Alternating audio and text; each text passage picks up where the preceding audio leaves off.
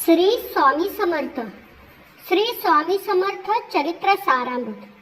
श्री स्वामी समर्थ महाराजांच्या चरणाला वंदन करून अध्यायाला सुरुवात करूया. अध्याय 4. श्री गणेशाय नमः. श्री स्वामी महाराजांचे मुखाने नाव घ्या किंवा ऐका. षोडशोपचारे पूजा करा. कोणतेही तीर्थस्थळ किंवा योगाभ्यास होम हवन करून श्री स्वामी महाराज कधीच प्रसन्न होत नाहीत. फक्त नामस्मरण करा. स्वामी नामाचा जप केला तर चारी पुरुषार्थाची प्राप्ती होऊन जन्म मरणाची पुनरावृत्ती चुकते. पाठीमागच्या अध्यायामध्ये श्री स्वामी महाराज अक्कलकोटला आले आणि चोळप्पांच्या घरी राहू लागले.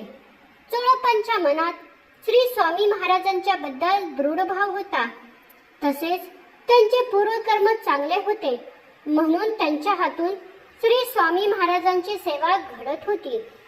वैकुंठात ज्यांच्या पुढे अष्टसिद्धी दासी आहेत, नवनिधी तत्परतेने सेवा करत आहेत, ते म्हणजे श्री महाविष्णू. भक्तांची मनोकामना पूर्ण करण्यासाठी श्री स्वामी समर्थांच्या रूपाने मानव रूप धारण केले. श्री स्वामी महाराज चोळप्पांची परीक्षा घेत होते. त्याला नाना प्रकारे त्रास देत होते, पण चोळप्पा कधीच कंटाळत नव्हता. चोळप्पा कसोटीने परीक्षा देत होता. चोळप्पांची पत्नी पतिव्रता होती. तेही आनंदाने श्री स्वामी महाराजांची सेवा करत होती. श्री स्वामी महाराज गावातील लोकांना नाना प्रकारचे खेळ दाखवत होते, विचित्र चमत्कार करत होते. त्यामुळे लोकांची श्री स्वामी महाराजांच्यावरची भक्ती दिवसेंदिवस अधिकच दृढ होत होती. श्री स्वामी महाराज ईश्वराची मूर्ती आहेत अशी वार्ता सगळ्या देशामध्ये पसरली होती. भरपूर भक्त मनामध्ये इच्छा धरून त्यांच्या दर्शनाला येत होते.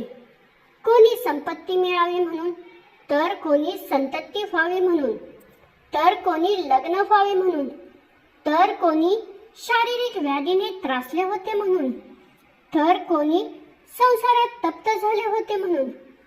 असे कितीतरी भक्त मनामध्ये इच्छा धरून श्री स्वामी महाराजांच्या दर्शनाला येत होते. अशा या लोकांच्या मनोकामना श्री स्वामी महाराज पूर्ण करत होते.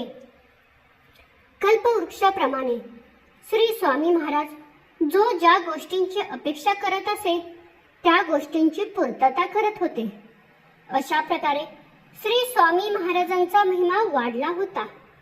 केवळ श्री स्वामी महाराजांची निंदा करण्यासाठी कोणी आले असेल तर स्वामी महाराज त्यांना तत्काळ योग्य ते शासन करत होते. त्यांचा वाढलेला महिमा बघून कित्येक जण त्यांचा द्वेषही करत होते. एके दिवशी अक्कलकोटमध्ये 2 संन्यासी आले आणि श्री स्वामी महाराजांची चौकशी करू लागले. ते लोकांना सांगू लागले, हा स्वामी खराखुरा देव नाही, हा ढोंगी बाबा आहे. तुम्ही याच्या काय बरं नादी लागला आहात? या ढोंगी माणसाचे पाय धरून तुमचे कल्याण थोडेच होणार आहे. यात ना स्वार्थ ना परमार्थ, तुमची फसवणूक होत आहे.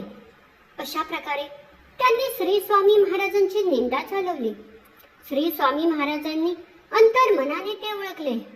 जेव्हा हे साधू लोक स्वामी महाराजांना भेटायला आले होते तेव्हा ते जेथे बसले होते तेथून निघाले आणि आपल्या एका भक्ताच्या घरी येऊन पोचले.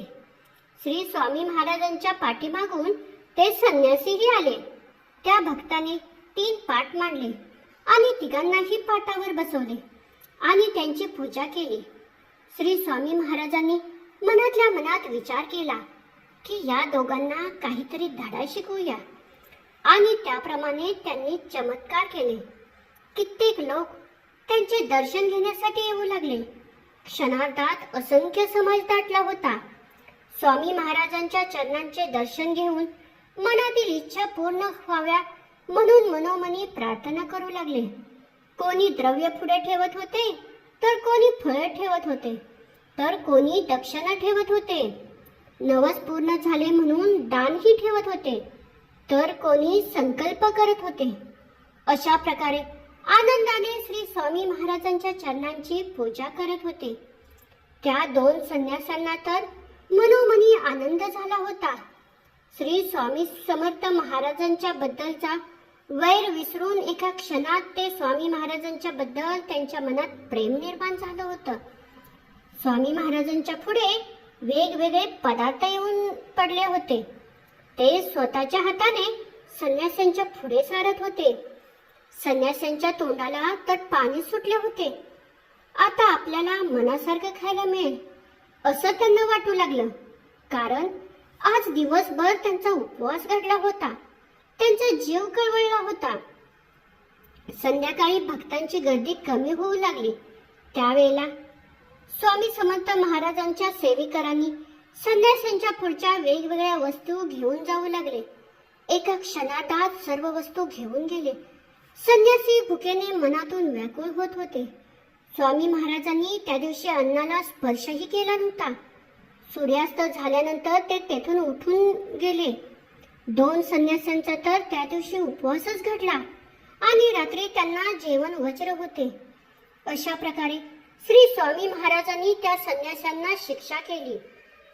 पण जे भक्त श्री स्वामी महाराजांची मनापासून सेवा करतात त्यांची मनोकामना स्वामी महाराज पूर्ण करतातच.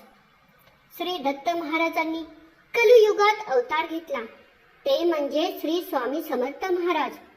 त्यांचीच कीर्ती श्री विष्णुदासांनी वर्णन केली आहे. अशा प्रकारे श्री स्वामी चरित्र सारामृत या ग्रंथातील हा 4था अध्याय इथेच समाप्त होत आहे.